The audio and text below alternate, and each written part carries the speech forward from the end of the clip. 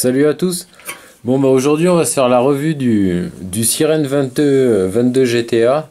Une excellente surprise, hein. J'avais vu une revue de Phil Buzardo, c'est un reviewer américain qui lui aime spécialement l'inhalation indirecte et qui continue à faire des revues là-dessus. Et bon, il disait en gros que c'était vraiment un très bon ato quoi, reconstructible pour l'inhalation indirecte. Donc bon, moi je sais que j'apprécie toujours l'inhalation indirecte, hein. Je vape aussi en inhalation directe quoi, mais comme je le dis toujours, quand on est au boulot ou je sais pas moi avec des amis au restaurant et tout, bon c'est quand même un peu plus discret de faire de l'inhalation indirecte quoi. Surtout que maintenant, bon, les atos qui sortent, on a vraiment des bonnes restitutions de saveurs et celui-ci c'est vraiment une bonne surprise quoi. Simplicité de montage, très bonne saveur, pas de glouglou, pas de fuite, enfin bon, pour moi il remplit le contrat parfaitement et là ça fait une petite semaine que je l'utilise et vraiment je suis tombé amoureux de cet ato et je l'utilise vraiment beaucoup quoi. Donc ce que je vous propose c'est d'en faire vite fait le tour, hein, déballer la boîte pour une fois que j'ai la boîte. Et puis se faire un petit montage et puis regarder un petit peu comment ça vape. Voilà. Donc c'est un ato qui est en 22 mm. Il est fourni avec un tube de remplacement, quelques spares et puis deux drip tips. Donc il y en a un qui est en métal et puis il y en a un qui est en Delrin. Donc moi, bon bah si ceux qui suivent un peu ma chaîne savent que bon moi je préfère quand même les drip tips en Delrin. Donc il n'y a pas photo, moi j'ai tout de suite viré celui qui est en métal qui est monté d'origine dessus et j'ai mis tout de suite le Delrin et il est vraiment très bien. Donc voilà comment il se présente. Donc en fait c'est un ato on appelle ça le style Genesis. En fait c'est qu'en fait notre base, en fait notre coil va être en haut. Alors je vais faire un petit zoom quand même qu'on y voit un peu plus clair. Notre base est en haut. Notre base est en haut et en fait on va venir faire descendre le coton là jusqu'en bas et en fait le jus va remonter par capillarité. Donc le seul souci qu'il y avait avec un peu ces atos, moi c'est le premier que j'ai en style Genesis, c'est que en fait si vous le retournez comme ça, il arrivait qu'il y ait des fuites et tout. Bon bah moi j'ai fait le test, hein, je l'ai posé allongé comme ça pendant une nuit et ça n'a pas bronché du tout. À mon avis ce qui est vraiment important c'est de vraiment bien remplir ces trous là avec du coton. S'il y a vraiment du coton qui fait obstruction au liquide, on n'a pas vraiment de problème quoi. Donc voilà comment il se présente. Donc là on a notre plateau de montage. Je vais peut-être dézoomer un petit peu. Là on a notre drip tip en métal avec le haut, là, la partie supérieure qui est en plastique. On a notre top cap, remplissage par le haut, donc très pratique. Les ouvertures sont quand même assez grandes. Donc là bon on voit encore quelques petites gouttes d'eau, je viens de les nettoyer. Mais les ouvertures sont suffisamment grandes pour pouvoir y aller gaiement, hein, avec à peu près tout ce qu'on a sous la main en ce moment. Voilà, on pousse pour le sortir le Pyrex. Et voilà, on a notre Pyrex. Donc en nettoyage aussi, hein, ça fait plusieurs fois que je le nettoie, que je change de parfum. Voilà, en nettoyage, il est super sympa, quoi. Il n'y a pas trop de pièces. Impeccable, quoi. Hein. Moi, pour moi, vraiment, c'est un bon ato, quoi. Donc dans la boîte, on a notre Pyrex de rechange. Notre fameux drip tip en Delrin, que moi, je préfère. Hein. Déjà, l'ouverture qui est un peu plus serrée. Vous voyez, si je mets les deux côte à côte, celui-là c'est le drip tip en métal avec le haut en plastique. On voit clairement que l'ouverture, celui-là il se destine plus à l'inhalation directe qu'à l'indirect, hein, pour moi. Et celui-là, j'ai des super saveurs, j'ai une vape bien serrée, comme j'aime quand je veux faire de l'inhalation indirecte. Donc pour moi c'est celui-ci que j'utilise. Donc celui-là on va tout de suite le remettre dans la boîte et puis l'oublier, comme j'ai fait depuis le début. Qu'est-ce qu'on a d'autre dans la boîte? Alors je vais dézoomer un petit peu, qu'on y voit un peu plus clair. Donc on a un petit sachet de spare avec la petite clé qui est assez sympa là, ces espèces de clés à 3 branches où on a un tournevis cruciforme et deux clés Allen de 2 tailles. On peut voir tout de suite qu'ils n'ont pas été radins en joint, hein, parce que là, les gros joints transparents, en fait, dans l'atto, il n'y en a qu'un seul, hein, c'est celui qui va là à la base. Donc déjà là, on voit tout de suite qu'on en a un sur l'atto et on en a encore trois dans le sachet. Donc franchement, on est tranquille. Trois petits joints noirs, les petits joints noirs, ils vont. Je sais même pas où ils vont. Bah, ça doit être pour le drip tip, je pense. Ouais, ça doit être ça. Est-ce que j'en ai vu d'autres? Non. Oui, ça doit être pour le drip tip. Bon, enfin bon, bref, voilà, hein, c'est bien fourni en spare, on va pas passer la nuit là-dessus. Hop, je remets tout dans sa petite boîte. Bon, ce fameux drip tip en métal, bon, je sais que moi je vais pas l'utiliser. Donc moi ce que j'ai fait au départ comme montage, et en fait on va faire exactement le même, hein, c'était du... combien de spires?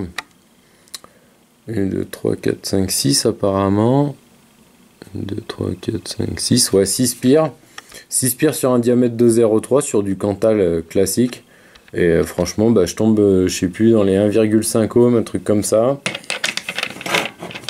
Parfait pour moi. Moi j'aime bien entre 1,2 1,6 par là, j'aime bien. Voilà, 1,32 il nous dit. Je sais pas si on le voit à l'écran. 1,32, 1,4 pour moi c'est parfait quoi. Donc on va faire sauter ce coil déjà parce que j'ai un petit truc à vous montrer sur la tour.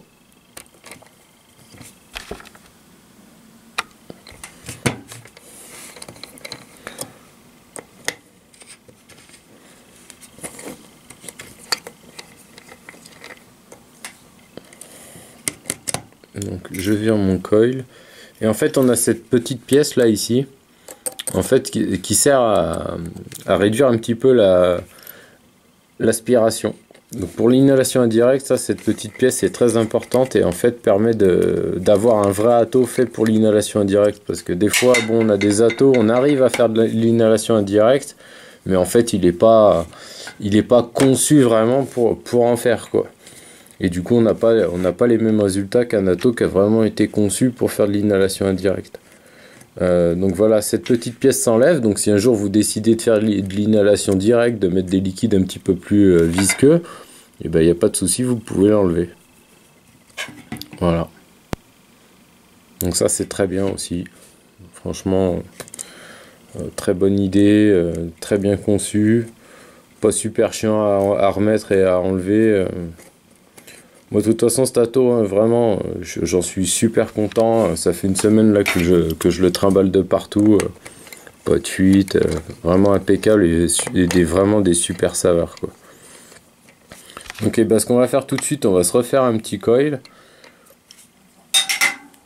Je vais pousser un petit peu ça. Ouais, j'ai amené 2-3 liquides parce que je veux vous en parler, hein. Des petits trucs là que j'ai acheté, c'était le Black Friday, donc du coup j'ai claqué un peu des sous, mais bon, il y avait des bonnes réductions, donc ça valait le coup.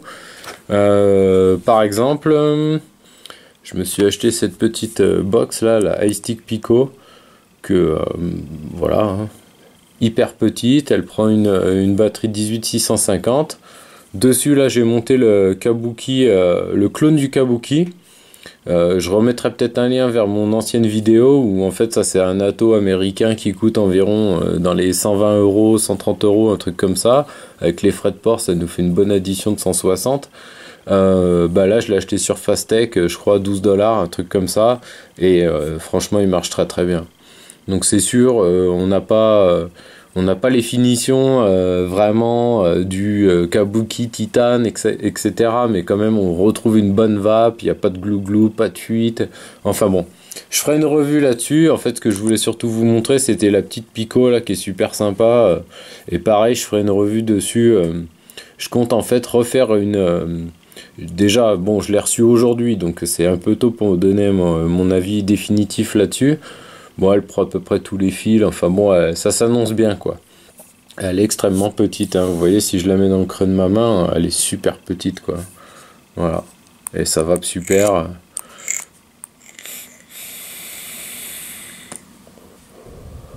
Voilà quoi.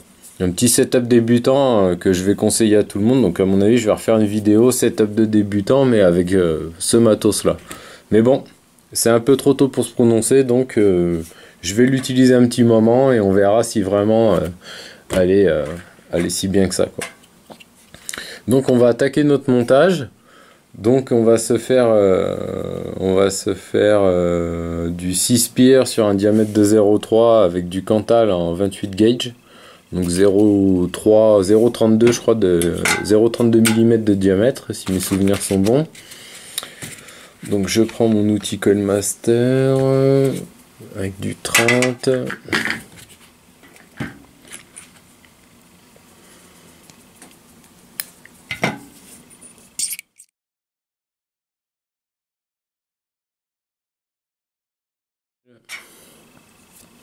Je lui mets son premier tour.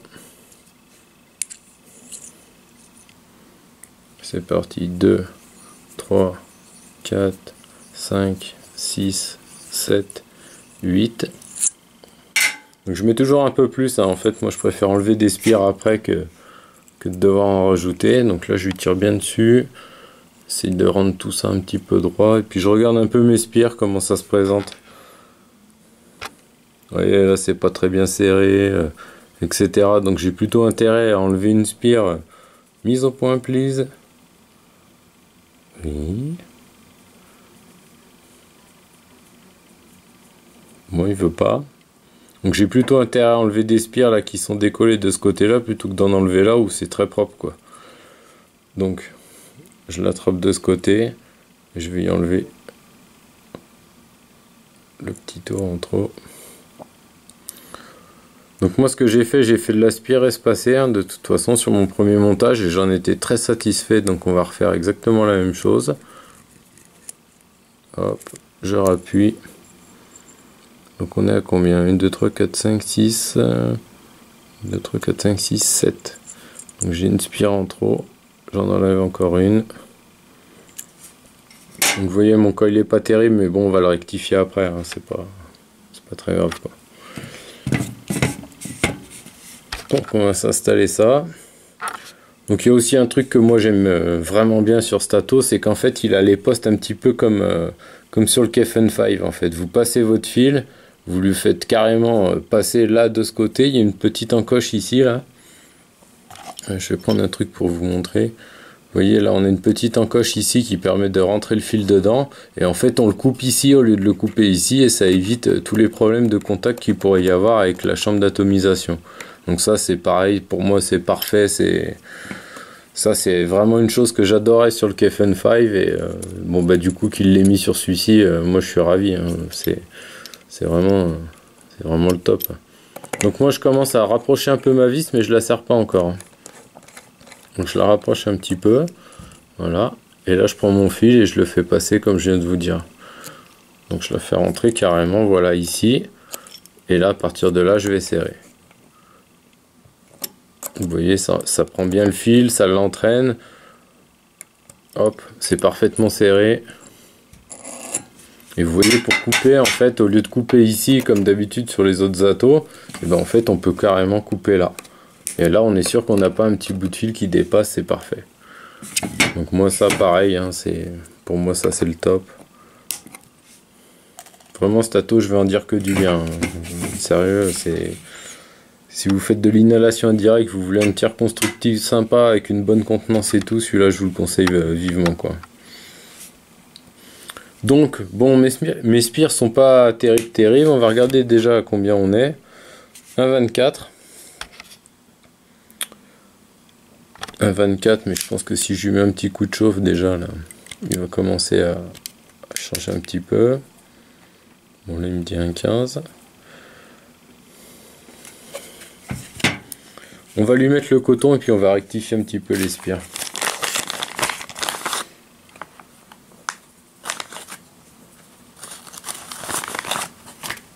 Hop, donc je prends mon petit bout de coton.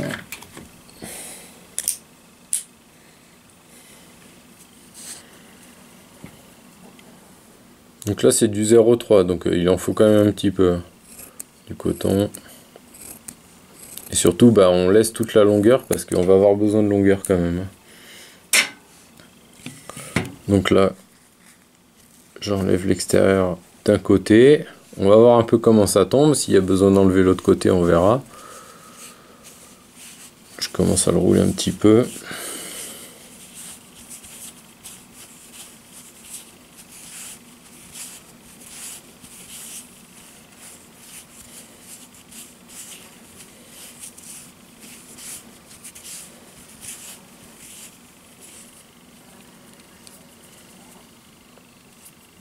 Je l'affine de l'autre côté. C'est parti, on va le passer. Voilà, je suis pile poil en coton. Donc ce qu'on va faire tout de suite, c'est tirer un petit peu ma dernière spire là que je vois qui est un petit peu écartée là, qui est un petit peu trop serrée des autres. Hop. Donc là, les deux extérieurs, je les ai carrément trop écartés, donc je vais rapprocher un petit peu tout ça. Hop, hop. Après, il n'y a pas besoin non plus que ce soit hyper précis. Là, par exemple, pour moi, c'est très bien. Là. Donc, et là, le but du jeu, bah, c'est de faire descendre carrément notre coton tout en bas. Donc, on va vraiment couper en bas. Il faut vraiment que le coton touche le bas, quoi. Donc moi je l'approche comme ça, je place mon ciseau carrément plaqué dessus et je coupe. Pareil de l'autre côté. Je commence à le présenter dans son trou mais sans le mettre vraiment pour le moment. Je pose mon ciseau à plat et je coupe. Voilà. Et normalement on se retrouve voilà avec la pile poil la bonne longueur qui va descendre jusqu'en bas sans vraiment toucher le bas. On est vraiment juste comme il faut, limite. Donc bah là, en gros, on a fait le plus dur. Hein. Donc bon, là, apparemment, je vais me retrouver avec un coil de 1,3. Donc moi, ça me va. 1,3, 1,4, moi, c'est ça que j'aime bien. Donc 6, 7 spires, si vous voulez un petit peu plus. À mon avis, 7 spires, ça ferait du 1,6, ça serait pas plus mal non plus. C'est le moment de mettre un petit peu de liquide. Donc je vais faire une petite parenthèse là sur les liquides. Donc là, j'ai un die là que j'ai fait, c'est mécanique des fluides par anneau.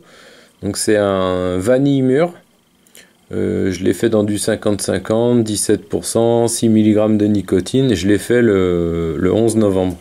Donc là il a pile poil, on est le 26, donc il a 15 jours tout rond, donc il n'est pas encore au summum, hein. Le summum c'est d'attendre un mois, mais il sent tellement bon que franchement j'ai vraiment envie de le goûter, donc du coup j'ai dit je vais profiter de la revue pour le goûter à 15 jours, voir ce que ça donne, et puis comme ça je le regoûterai à un mois, et comme ça, j'aime bien moi goûter mes liquides, mais c'est rare que je les goûte avant 15 jours. J'attends toujours au moins 15 jours. Donc c'est parti, on va se mettre un petit peu de liquide sur ce montage. Donc là c'est la première fois que je le goûte, mais franchement il sent super bon. Donc vous voyez l'avantage d'avoir fait en fait un diamètre de 3, c'est qu'on va pas être emmerdé pour... En fait, notre coton va bien venir obstruer là ici complètement le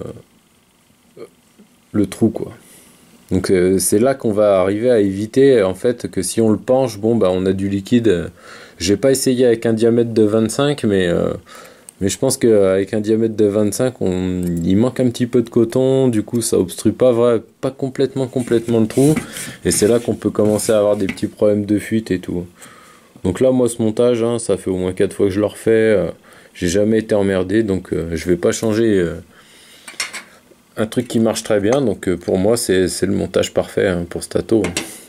Donc après, peut-être que vous voulez un petit peu plus de home, monter un petit peu moins dans les watts. Donc si c'est ça, bah, vous rajoutez quelques spires et ça marchera très bien.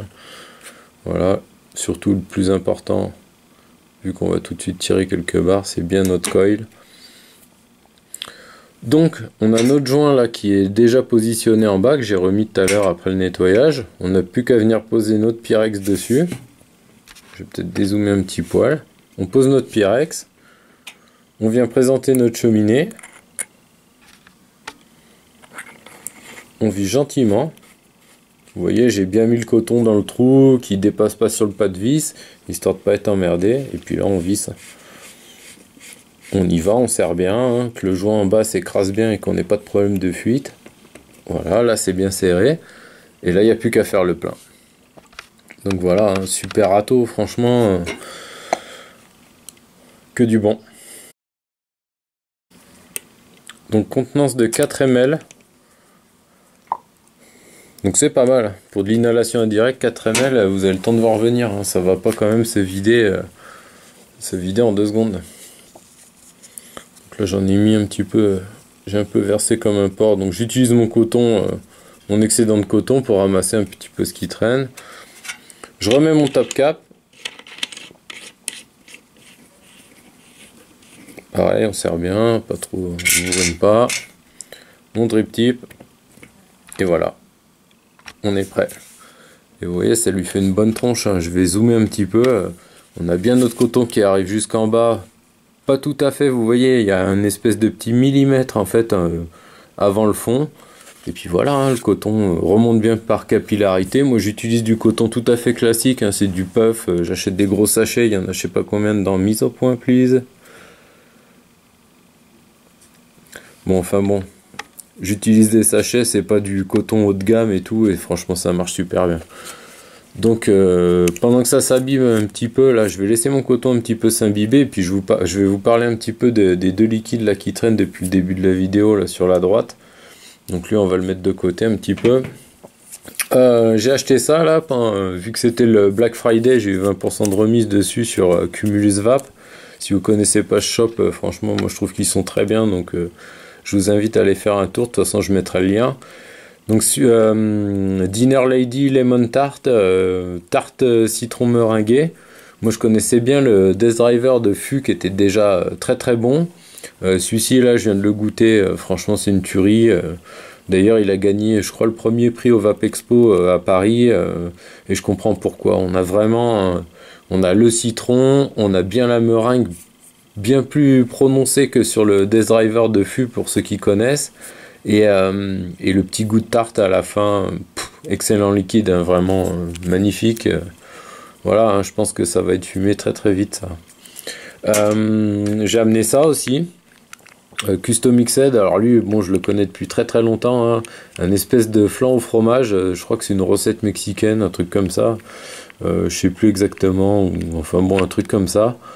Et si vous aimez, je sais pas moi, le flan à la parisienne, hein, vous voyez, le bon flan à la parisienne avec le petit cramé au-dessus, et ben voilà, c'est exactement ça.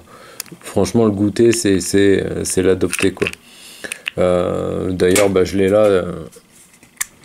là dans mon goon. Par contre, je vais remettre un petit peu de liquide, je vais tirer une petite barre, tant qu'on y est. Donc le goon, hein, terrible, hein. On n'a pas besoin d'ouvrir tout le bordel pour dripper.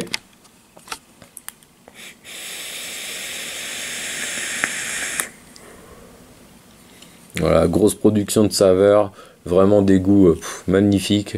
Voilà, ceux qui connaissent pas et qui aiment le flan, bah, je vous invite vraiment à le tester celui-là. Par contre, il coûte un peu cher. Voilà, c'est le seul souci, c'est qu'il est très très cher.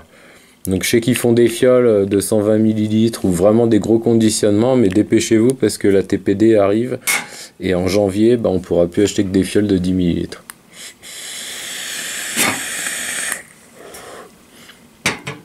D'ailleurs, j'ai un de mes subscribers qui m'a demandé de faire une petite revue sur le die. Donc je pense que je vais la shooter cette semaine, elle sortira la semaine prochaine, et je pense que pour l'arrivée de la TPD, bah, je vous conseille tous de faire un bon petit stock d'arômes et de base. Enfin les arômes, ça, il n'y aura pas de problème, on pourra les acheter, mais il faut faire du stock de base si vous voulez faire du die, parce qu'après ça va être fini quoi. Donc pensez-y, on est bientôt au mois de décembre, il va plus rester qu'un seul mois, les stocks sont bien vides, hein. À chaque fois que je vais sur un shop, j'essaye d'acheter de la base, il n'y en a pas sur tous les shops, enfin bon, si vous voulez faire du die, à mon avis dépêchez-vous d'acheter votre base, parce qu'il ne va pas y en avoir des tonnes. Un petit truc que j'ai, bon là, j'avais bien imbibé mon coton, il a quand même reposé 2 minutes, là, le temps que je vous présente les liquides.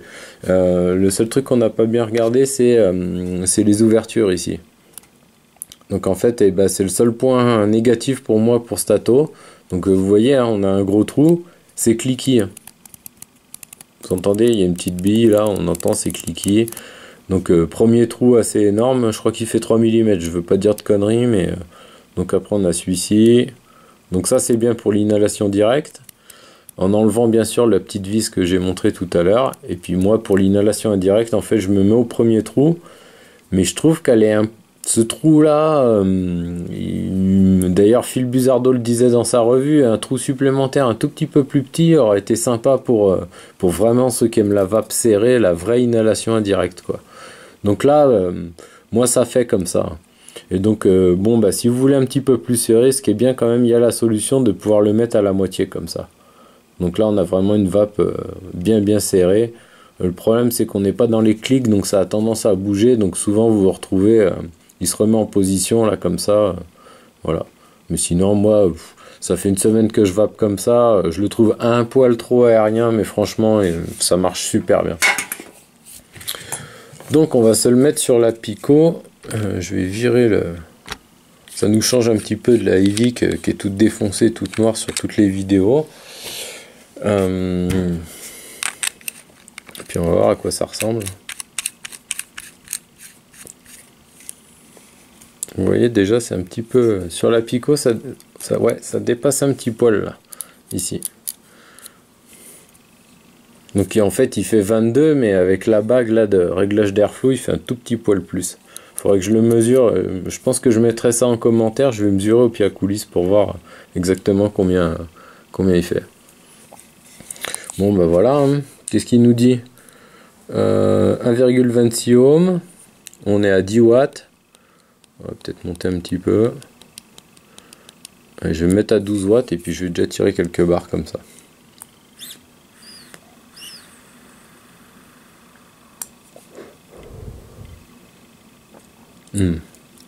Alors déjà le parano, ça s'annonce très bien. Vanille mûre là, très bonne saveur.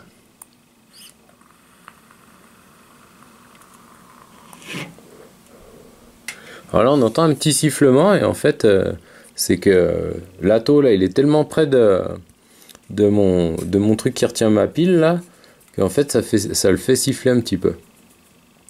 Donc ça c'est un peu con, ça me l'avait pas fait sur l'Ivic. Voilà, je sais pas si vous avez entendu le petit sifflement. Là, je vais le foutre sur une box où il sera complètement libre. Donc ça c'est pas l'atto hein, qui fait ça, c'est sûr et certain. Ça c'est juste que sur la Pico c'est tellement près ici, vous voyez. On n'a presque pas d'espace et en fait là je suis vissé à fond et du coup mon trou d'airflow se retrouve pile poil devant le cap pour la batterie. Donc ça c'est un peu con. Donc je vais le mettre sur une box où il va pouvoir respirer.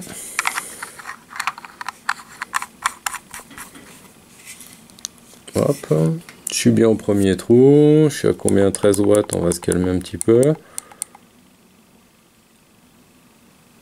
Vous voyez déjà, la Pico me disait 1,2 ohm, un truc comme ça, sur ma rouleau, je suis un petit peu plus haut en ohm, je suis plutôt aux alentours des 1,4.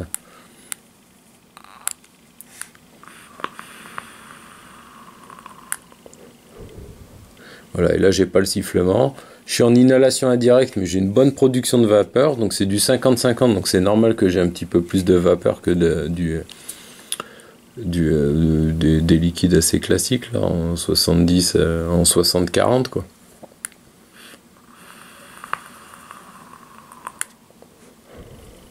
Et ça vape super bien. Franchement, moi je vous le recommande, hein. Si vous voulez un atto reconstructible pour faire de l'inhalation indirecte, celui-là vous pouvez l'acheter direct, c'est de la bombe. Moi je l'ai payé dans les 35 €, un truc comme ça, et franchement je les regrette vraiment pas.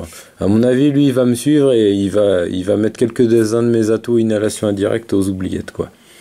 Donc voilà, bah, je vais retirer une petite barre si des fois il me revient un petit truc. Non, bah, je crois qu'on a fait le tour, hein. Donc pour moi il est super bien, franchement allez-y, hein, si vraiment vous recherchez un truc reconstructible sympa, et ben allez-y, il marche nickel chrome. Voilà, voilà. Et donc là, on voit bien la formation de bulles. Bon, à un moment, elle va arriver à dégager là-haut, hein. Et puis quand mon coteau sera vraiment habitué, bah, ça boit très très bien. Là, il est tout neuf et tout, donc faut un petit peu de temps, quoi. Faut le laisser 5 minutes. Mais ça va très très très bien. Voilà.